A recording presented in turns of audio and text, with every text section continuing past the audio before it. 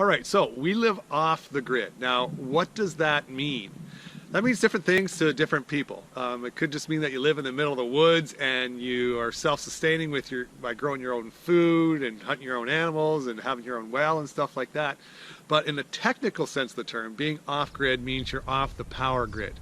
And so we're off the grid, right? So no power is coming into our home from any sort of power plant, right? It's not coming from a coal plant or a nuclear plant or a hydroelectric plant.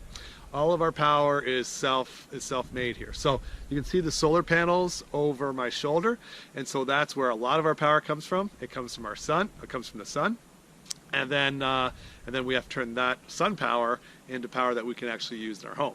So let's go inside right now, and I will show you what's involved on that end of things. All right, let's go. All right, so here we are inside the house by the brains of the operation.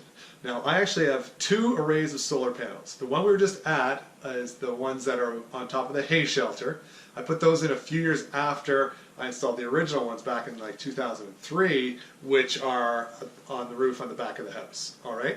So when the sun hits the solar panels, the power comes in from the back of the house. It comes in through these two cables here and goes in through this charge controller, the solar charge controller.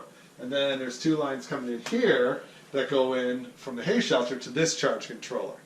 Now, what the charge controllers do is they control the amount of current that is going into the batteries, okay?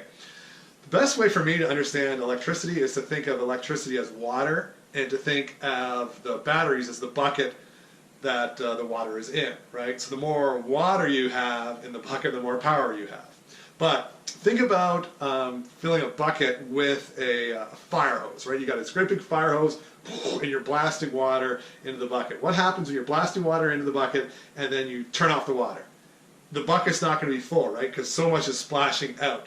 What happens if you can start filling like an empty bucket with a fire hose, but then you've got to get smaller and smaller and smaller hoses till you get just like a single drop at a time, right? The only way you can absolutely fill to the brim a water bucket or a battery system is drop by drop.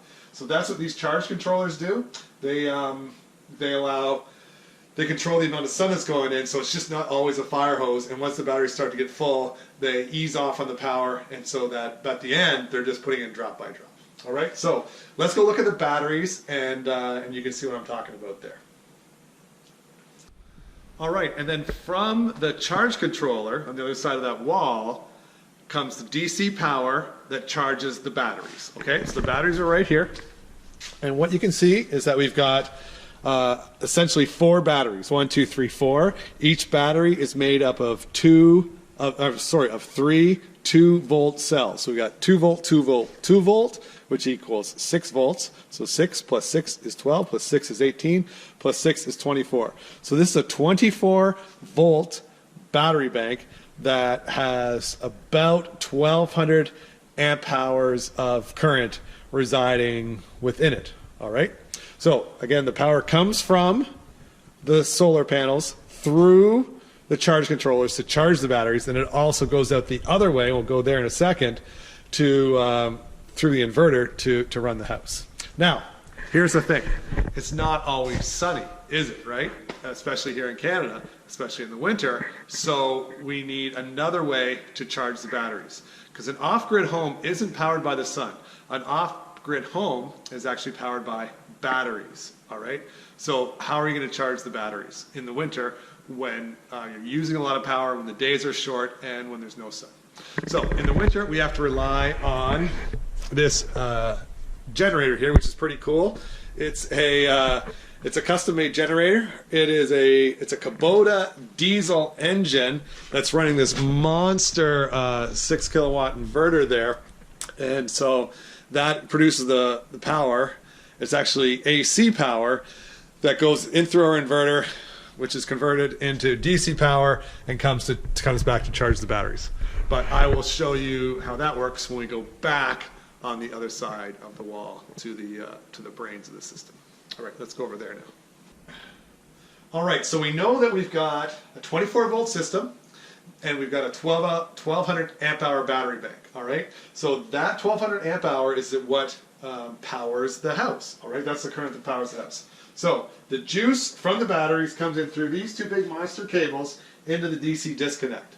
What this does is this is just sort of an interface for everything to come and go through. And if I wanted, because I've got DC power behind this panel here, I could actually have DC components lined up here. So if I want to have DC lighting, for instance, I could have them plugged into here. Like at one point I had a DC well, so you could have the DC well set up there. And that way you don't lose anything on the conversion. Just like switching American money to Canadian money, you know the bank always makes money. It's because of that conversion charge, right? And it's the same thing with when you turn something from DC power to AC power. There's a conversion charge, right? When you convert it back from AC to DC, there's another conversion. So you're always losing every time you convert. So if you just went straight DC, then you're not going to lose as much. All right? So the DC power ultimately comes in here, and then it comes in through what we call the inverter. This changes the DC power from the batteries into, so DC stands for direct current, and then it turns it into AC, or alternating current, and that's what all of our houses run on, right? All our houses run on mostly 110 volts alternating current. If you've got some big power tools or maybe an air conditioner or something, that might run on 220 volts. But for 98% of the stuff in your house is going to, or maybe a dryer, everything's going to run on 110 alternating current. All right, so that's what this does. This changes the 24 volt direct current into 110 volt AC, right? And then the power starts out here, 24 volt, comes out here, 110 volt, goes up through this cable here, and then it just goes into my AC circuit breaker box, exactly like the one that you have in your house, where the power from the grid comes in from the street, through your roof and into your AC circuit breaker box. That's what this does. That's what this does here. And that's, oh, the other thing this inverter does is it does the same thing as the charge controllers when I'm charging the batteries with the generator, okay? So the generator, again, it's a 6 kilowatt generator. It can put out a whole bunch of power, but I don't want to fire hose my batteries to fill them. I gotta slowly step that power down. And this inverter does that as well. It's also a charge controller for the generator.